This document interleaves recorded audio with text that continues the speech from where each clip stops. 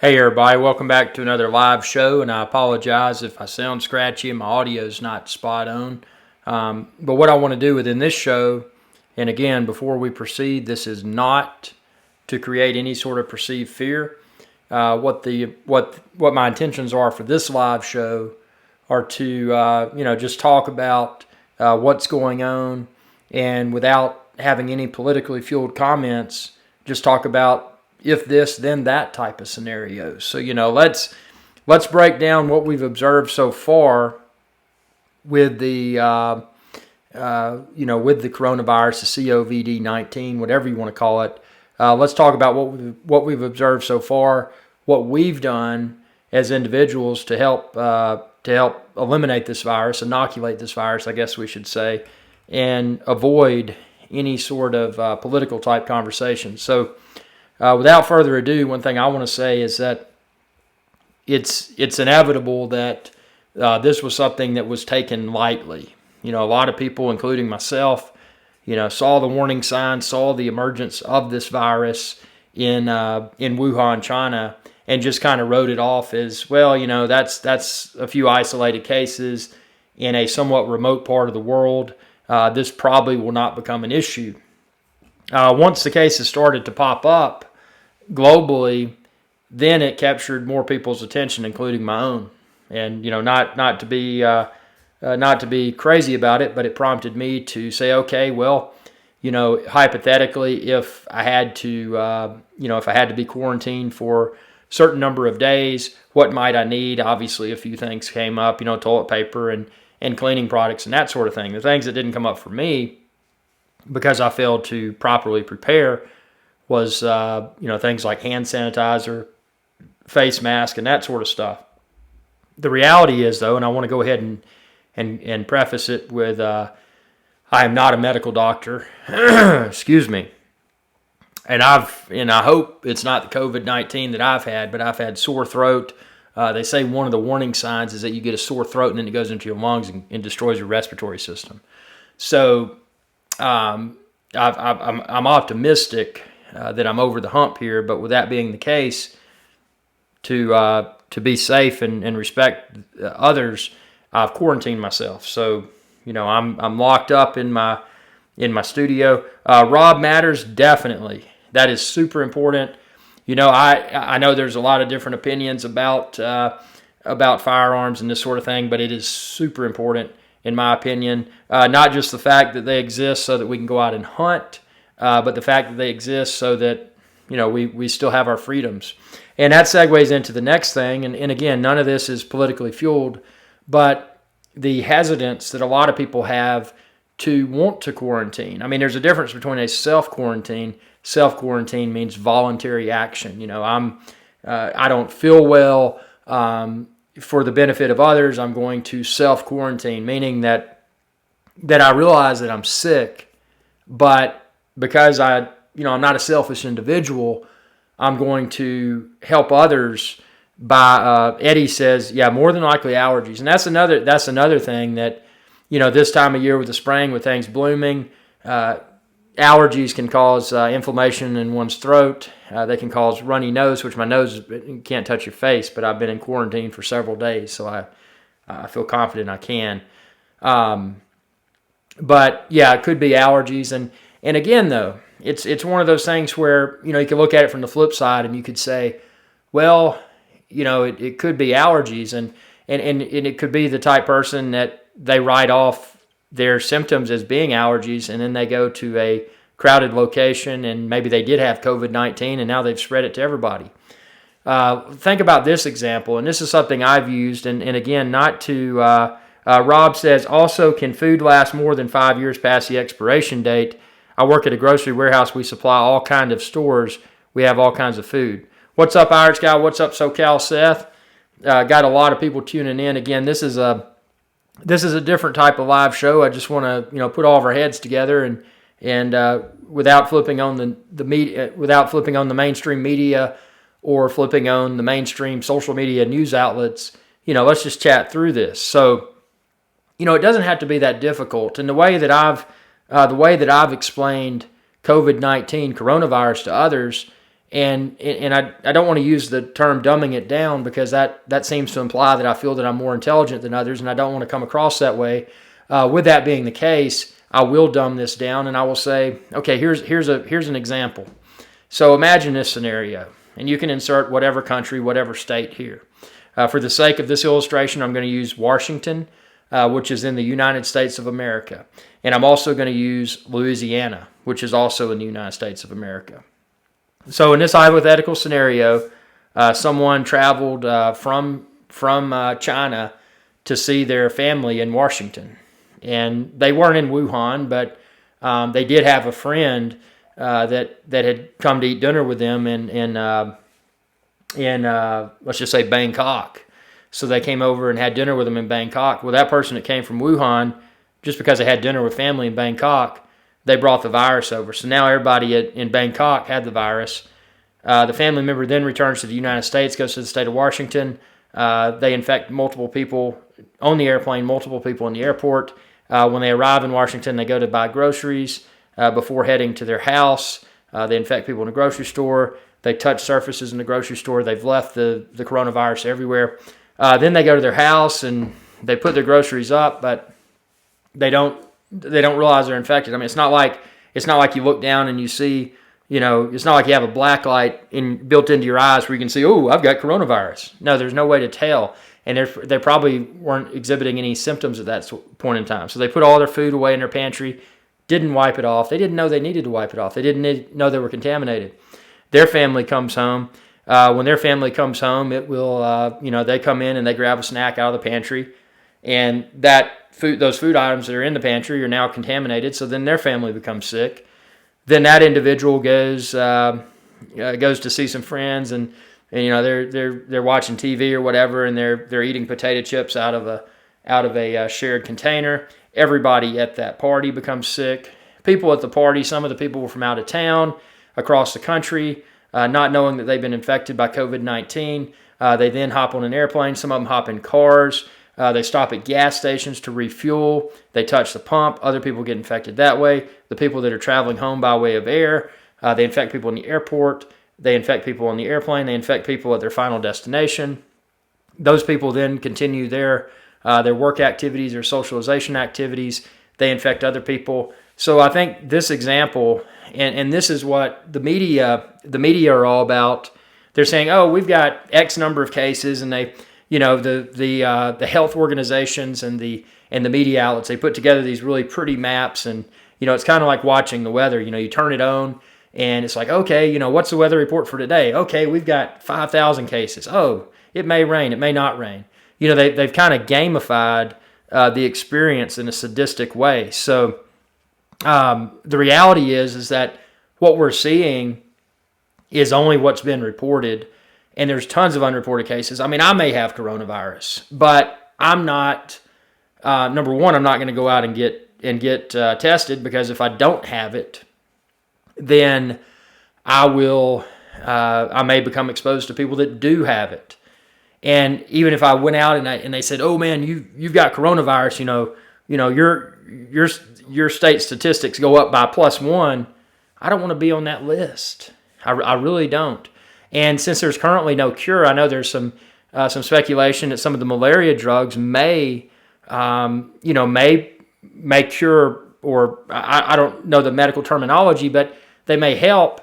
I mean, the bottom line is there is no cure. And the thing about this is that it's, let's see, SoCal says it's a mutation of the SARS virus that is a little more contagious.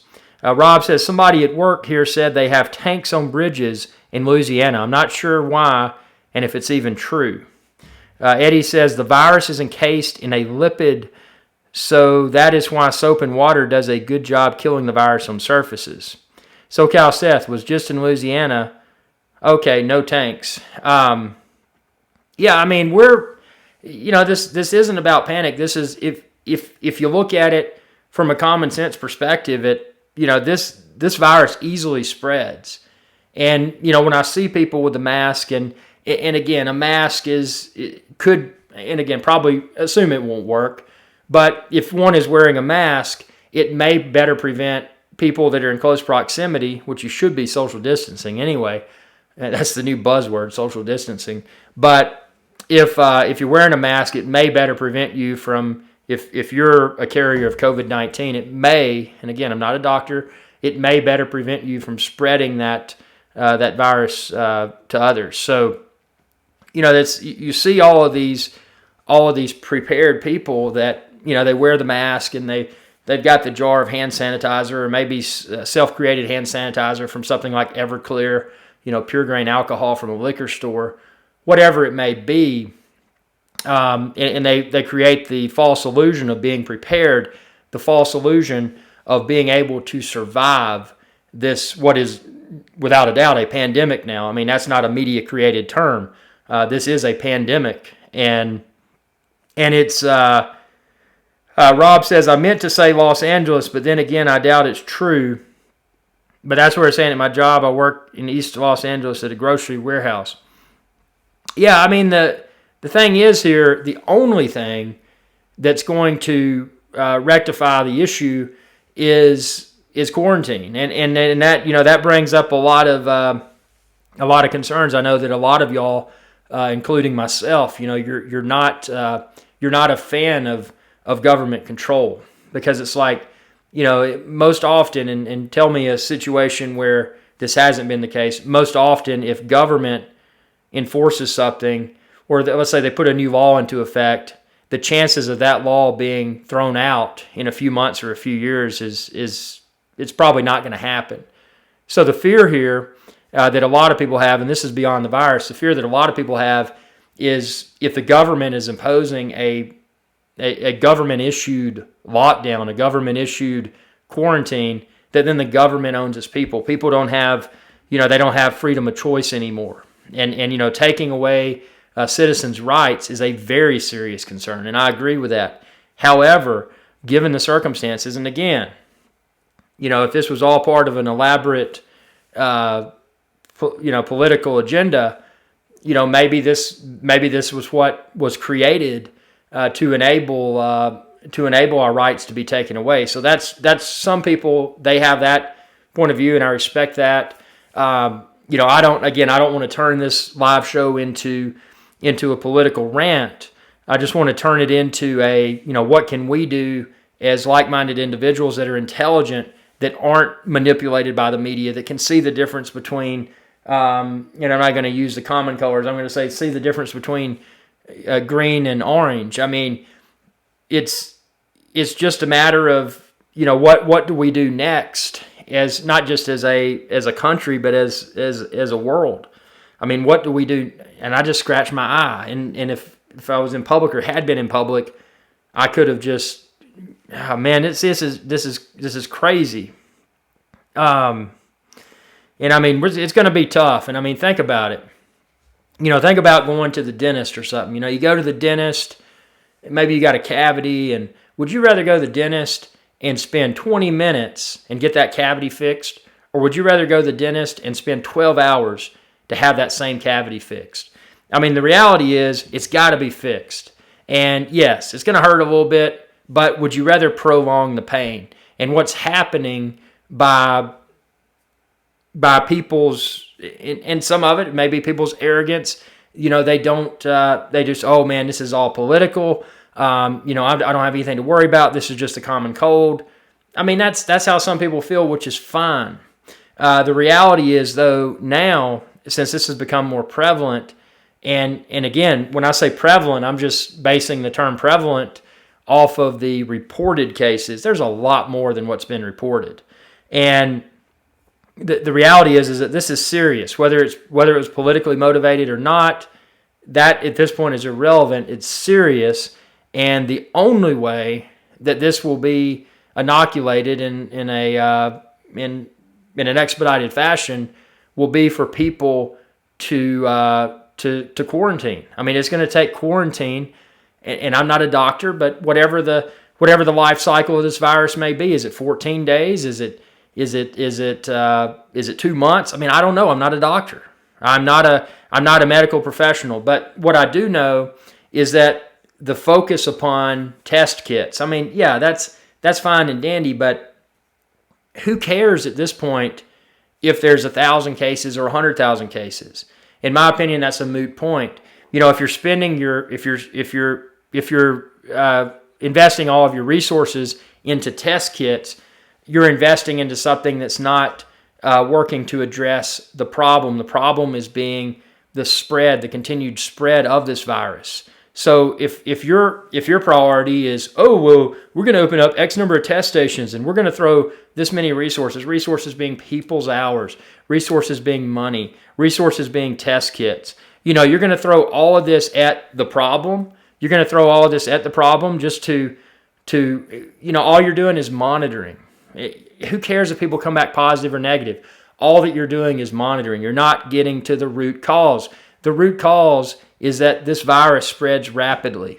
And when you've got more people moving around, more people, going, I'm not trying to say that, we take away people's rights. That is unacceptable in my book. I'm all about less government control.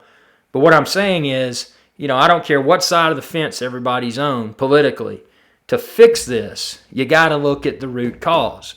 The root cause is that, okay, there's a virus that spreads easily. Well, how does it spread? It spreads various ways. People being in close contact with one another. The virus being stuck on a surface. Those boxes that come to your door, if you're still getting deliveries, from what doctors have indicated, it may live on cardboard for 24 hours or so. It may live on plastic and vinyl type surfaces for multiple days. The truth is we haven't found a cure for the virus. We don't know enough about the virus. All of those claims are educated assumptions. So we're here with something that is going to be here for a long time, and it's going to get harder to inoculate if we don't get together as like-minded community, and that's YouTube. Let's forget about the big media outlets. I think all of us here, if you're watching my channel, I think all of y'all can agree that the media are corrupt. I don't care what the network is, the media are corrupt. So the only way to fix this is for like-minded people that say, okay, I don't care if you're this political affiliation or the other. Here's the problem. We got to prevent the spread. So to prevent the spread, if everybody quarantines themselves, and then, those test kits that the government are so, we're going to get all these test kits after people have been quarantined for X number of days, whatever the medical community feels should be sufficient to completely inoculate this virus. After people have been quarantined for a certain number of days, then have the opportunity to test with those medical kits. Because at that point, if people are still COVID-19 positive or whatever, don't let them back out. I'm not saying lock them behind doors. Again, a quarantine it's not like you're in prison. No, it's you're getting out of prison. The quarantine is your key to the prison door. Because by quarantining yourself, everyone is coming together and helping to more rapidly inoculate this problem. Because if we don't quarantine, all that's going to happen is going to spread more. It's going to be a slow and more painful process. It's going to be a painful process anyway. Do we want a temporary financial setback? When I say temporary, I mean many months. Or do we want a more serious financial setback? Multiple years. Y'all decide. It's going to be tough. And Andrea says, yes, media controls a lot of the narrative. They do. And a lot of this is, I get so irritated. When I flip on the news network, I don't care if it's Fox or I don't care if it's CNN. Some of the networks irritate me more than the others, but the bottom line is that the media ultimately they're all about ratings. And they're about making that money, and conflict sells, unfortunately. So that's I don't know. But we got to get, and I don't know what it's going to take to bring like-minded people that think rationally into a virtual room, not in a room, because you got to social distance, but to bring people that think rationally and are like-minded into a virtual room, such as a YouTube live event, like this, and just get together and say, okay, how can we fix this? And, again, and the challenge is going to be, well, the solution should be so simple. But the challenge is selling that idea to everyone, because see, once you can write it out, cut and dry, just like this. I mean, it's simple. Something spreads. Let's think of another analogy here. So let's talk about a balloon. You got a balloon, you got helium in it. If you fill that balloon up, just a little plastic balloon with helium, if you filled it up today, there's a good possibility that balloon, if you took it outside 3 or 4, maybe 5, 6 days later, would still have enough helium to lift off and get out of your home. So, it would make sense in the balloon example for someone to let that balloon stay inside his house for, let's say, 8 days, so that it's, sunk to the floor and it doesn't have enough helium to lift. And then at that point, if you want to open the door to that house and put that balloon in the backyard, your level of confidence that it probably won't run away is pretty good. Now, sure, there are extreme scenarios. Maybe it's tornado season, and even though there's not a lot of helium in that balloon, you put it in the backyard, tornado picks it up and throws that in somebody else's backyard, and then they're infected. Who knows? It's just a crazy example. SoCal Seth said, even Dr. Drew said the media is blowing it out of proportion. Well, and see, that's it has been blown out of proportion, but the problem is that even though it has been blown out of proportion, the reality is that the virus itself is not, there's been no honest effort to inoculate the virus. I mean, and it sounds weird, but I will commend certain states for doing the quarantine. But the problem is, without it being a coordinated effort, I mean, that's fine and dandy that California's quarantined, New York's quarantined, and I think there's some other states, maybe Illinois. I haven't really kept up with it. But, if you got this place here locked down, this place here, this place there, what about all the other places that aren't locked down? Then you lift the lockdown on those places, then the other places hypothetically may get locked down. It's not doing any good. You got to lock everybody down simultaneously. I mean, it doesn't take someone with a lot of common sense to realize that. So, what we're seeing from government officials is just it's a lot of false hope. I mean, that's great. Some people they lock down and that might help that area, but as soon as they're unlocked, all the people that weren't locked, they'll go to those places and everybody will be reinfected. Everybody needs to be quarantined at the same time. And this has irritated me, and I'm just glad, and I am remaining optimistic that the sore throat that I still have is not COVID-19, because I don't know. I mean, if it was, then maybe I've had the COVID and maybe I'm immune to it now. Who knows? Can you get struck by lightning twice? I mean, I don't know. I mean, it's just it's a nut house is what it is, and I don't know. SoCal Seth said 8 p.m. curfew. That's good. That's good. But what happens the rest of the day? See, that's the oh gosh, that's the problem. I mean, we just got too much. Now, do y'all have airports open or airports closed?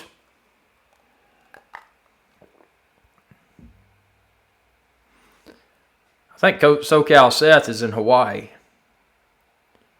I tell you, that's one place I would love to be during the COVID crisis. But I bet, by being so isolated there, I bet your supplies are really limited, unfortunately, because you're not in close proximity of mainland manufacturing. So yeah, it's whether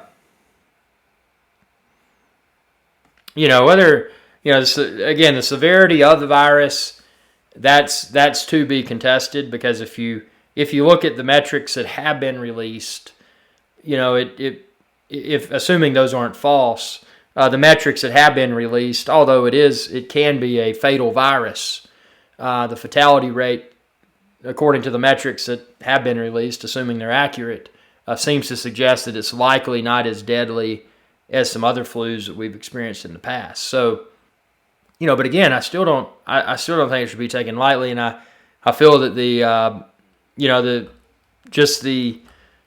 how easily this virus spreads. That's the part that scares me.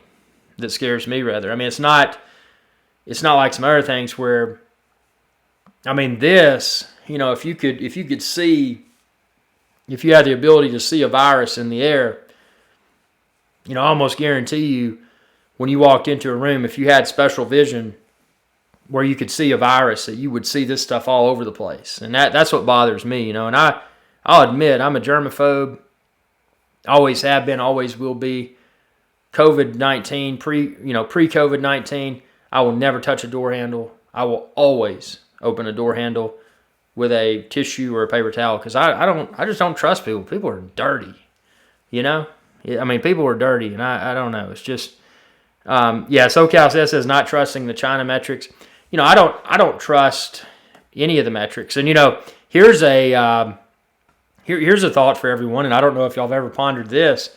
We've all been convinced that this virus originated in Wuhan, China. What's to say that it didn't?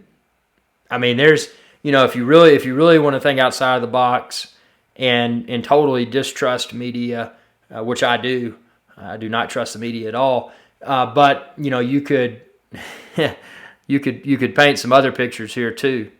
But the one thing is that we can't argue it has temporarily devastated the economy. It's a matter of, is it a short-term setback or a longer-term setback, and that's the only thing that we can dictate. And it's just, again, back to the dentist analogy. You gotta say, okay, it's gonna hurt. Should it be 20 minutes? Should it be 6 hours, multiple days, whatever? Apply that same school of thought to addressing this issue, and don't let it prolong. Just get out there and deal with the temporary setback for a few weeks or whatever. Let the virus run its course, and then let's go back to life as normal, because this having to use, even if paper towels and soap and hand sanitizer were plentiful. I mean, I don't know about y'all, but I don't want to be having to buy all that stuff when it is plentiful again to keep myself obsessively clean, or convince myself that I am somehow clean and virus free. I mean, it's breaking news. Kenny Rogers passed away. Was it coronavirus or was it old age? Yeah, that just SoCal Seth just shared that news with us. Yeah, it's a mean, nasty, and vicious world, and it's very dirty, very dirty. So, we just gotta think. We gotta keep our common sense, because it's easy to flip on the TV and listen to the mainstream media and the politicians. And SoCal Seth said not corona. That's good. So, I don't know. Has anyone thought about a bug out plan? Meaning that, let's say, and again, not to create any sort of fear, but let's say hypothetically that the government can't resolve this issue. They do these quarantines, but they do a segment here and a segment there, and it never really clears up. What happens, there's the risk if something like this, whether it's a virus or some sort of other disaster that creates panic, if this isn't resolved quickly, the big concern will be looting and and violence as a side product of that. So, if things get really bad anywhere where a lot of people are present, can become a problem. In the case of the virus, well, you got the risk of contracting the virus from crowds. But even if there wasn't a virus, anytime there's panic and people are looting, and let's say the grocery store is completely out and they never get any new product. Let's say that the power grid goes down, your utility, your drinking water goes down. You don't have any water coming out of your tap. At that point, a home residence becomes pretty much useless because you don't have a way to take a bath or shower. You don't have a way to drink water out of the tap. You don't have electricity to cook. So, at that point in time, and hopefully we don't get to that point. Hopefully everyone can wise up and say, hey guys, we just got to quarantine. We got to get through this. It's going to be tough. Let's just do it. Let's stop the slow pain here. Let's just get to the point and fix it. But, if things do happen, then that may throw people into the unfortunate situation of having to decide, well, my home residence is of no value anymore. There's looting everywhere. There's people, every day people are breaking in, trying to steal stuff and that sort of stuff. So, if that happens, it's best, in my opinion, to avoid conflict. I mean, I know there's a lot of people that would just crave a societal meltdown, because then they'd have the rights to run around and fight others and this, that, and the other. But I don't think that in that situation, I don't think that violence should be the solution. I think that, again, isolation and self-sufficiency should be the solution for that. And what I mean is, if everything melts down, our dollars are worthless. Our let's just say precious metals are worthless. People don't want to barter. If it comes down to the point to where the only thing of value is commodities, just like water and food, and when you really get down to all that, that's when the bug out situation would probably be most appropriate. And that's finding just a very remote wooded area with a stream and shelter, and just creating your own small society. You don't want to go too big with it, because then everybody's going to know, and they're going to want to come and freeload from you. But you want to create a society of like-minded people that do possess the ability to be self-sufficient and thrive during turbulent times. And that's again, an extreme scenario, but it's a scenario that forward thinkers likely should be prepared for. I mean, and I don't think, and I hope that it doesn't, but something like this, if not handled correctly, could become an incubator for SoCal says I say we buy an island. Yeah. Yeah, just don't buy Epstein's Island. Epstein's Island, that has a horrible past. But yeah, just a place, wooded area, very remote, something that, a place where people would have to hike, 10, 15, 20 miles from a roadway to get to, something that's very isolated. And then that way you just you better control the day-to-day lifestyle in that area. You've got your stream, you've got your place to grow your crops, you've got you got stuff to hunt. So it's kind of like at that point it would be sort of like recolonization. And because you were so remote, obviously you wouldn't be. Well, at that point the government would have melted down, so there wouldn't be a government. I mean, it's just again. So off of the semi-political portion of this, let's talk about things you may not have thought about with coronavirus. And that's, okay, so you do go to the store, And these are some mistakes that I've made, and I just wanted to share with everyone. So, you go to the store and you get a small quantity of canned items or whatever, because you want to make sure you can get through this. Well, then you go to the cash register. You swipe your card. Okay, that card now has been swiped on something that could have the coronavirus on it.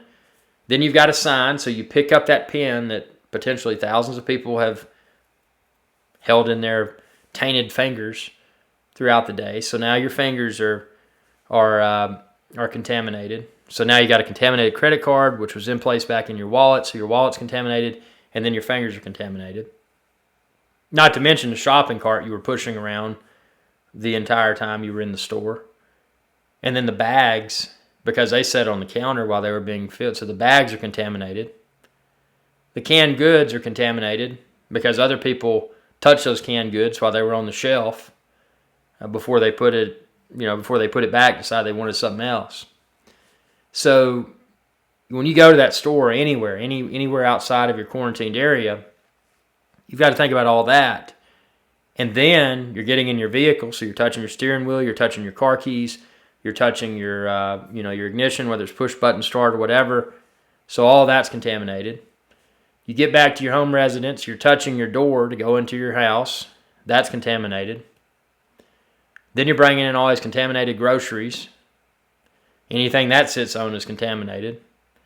So it's a bad. It's bad no matter how you look at it. It's inconvenient.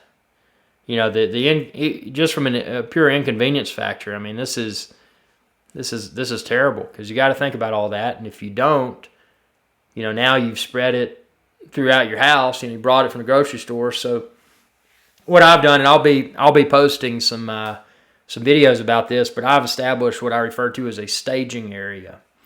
And what I do in that staging area is, SoCal Seth says, shelves here were empty.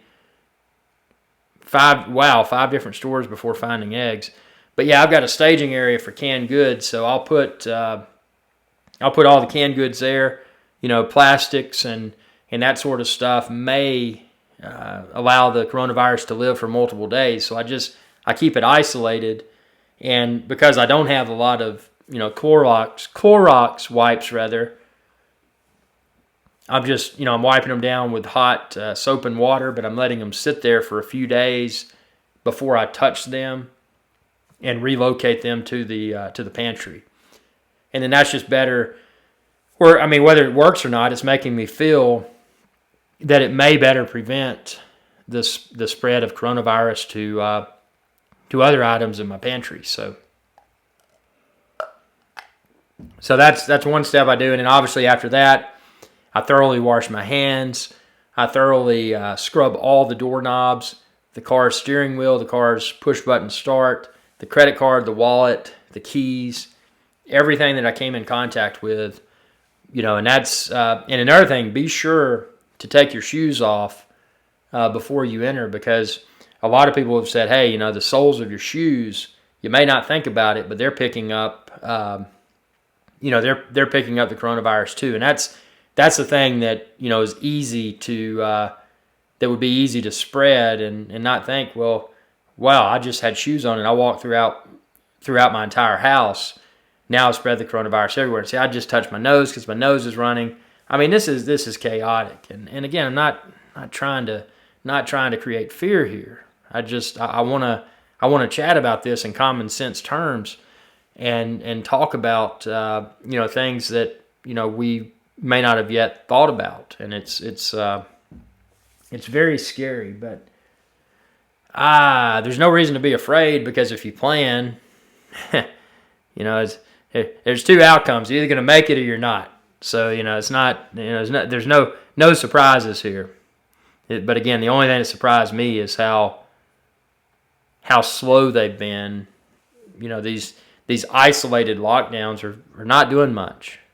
It needs to be a community effort. Community being the entire nation, and just realize, hey, we need to slow this down. I mean, small things. I mean, this stuff doesn't matter right now, but it still matters for mental well-being. Not being able to go to the gym. I like to go to the gym every day, and I can't go to the gym because fortunately the gym is closed, and that's a good thing. I mean, it's disappointing that because they're dragging their feet with this, that gym will probably be closed for many months now. So then I'm going to have to start over again and get built back up. But I mean, that's a small complaint, but it's still frustrating. See, if they would expedite inoculating this virus, we could all get back to life as normal more quickly. And again, it's going to be painful, but let's not prolong that pain. Let's go ahead and expedite resolution of this. And that's why I'm so infuriated, because I don't see an honest effort to expedite the inoculation of coronavirus. And that's why I am so just bitter right now. And it's I don't know. It's just crazy. But at least, and surprisingly, the internet is fast. And that's the other thing. Whoa, if our internet goes down, can you imagine? If our internet goes down, our cellular internet goes down, I mean, we're going to be in a world of hurt if that happens. And hopefully that doesn't happen. Because, a lot of us, unfortunately, we can't exist without internet, and it's just it's reality today. I mean, internet is a communications mechanism that most of us require. So, things like the gym, which is good for for health and stress relief and that sort of stuff. Things like that aren't as important. I mean, ultimately, health should be paramount, because if you're not healthy and you die, nothing else really matters. So we're in tough times here. SoCal says, well, the strains have been isolated. The vaccine will take a year or so. Otherwise, you cut dangerous corners. Yeah, and we, as a medical community, I don't think dangerous corners should be cut. What is promising, and I don't know if it's false hope. Again, I don't believe anything that the media says. But is that what's it called? The mosquito virus. I'm having a really dumb moment. Malaria. I wonder if that malaria thing would have any positive impact on coronavirus. I mean, I hope I never find out.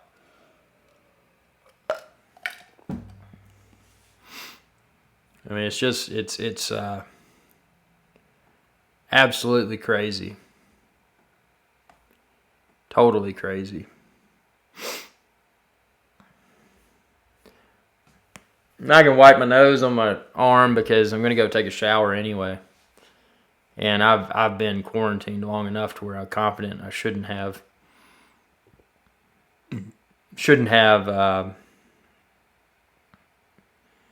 anything on me that would have COVID-19 on it. SoCal says they're doing that on trials on that too. Yeah. Well, man, let me get back to self-quarantine and pump out some more content. I've got some stuff coming that I just want to do this live show because I just want to get some some unfiltered opinions in regards to coronavirus out there. Something that's not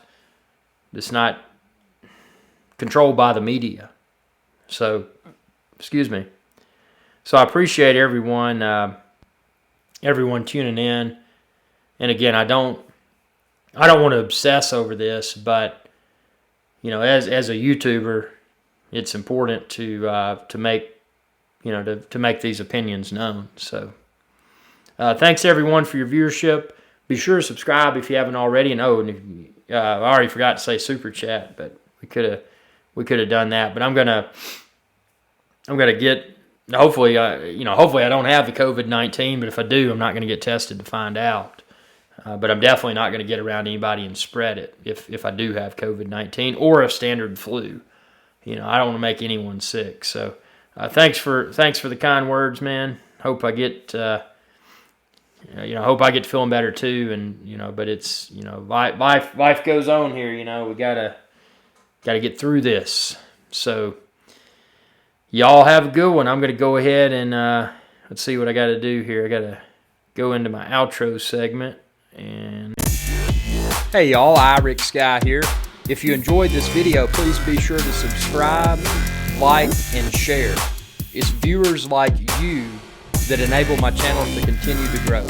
Thank you.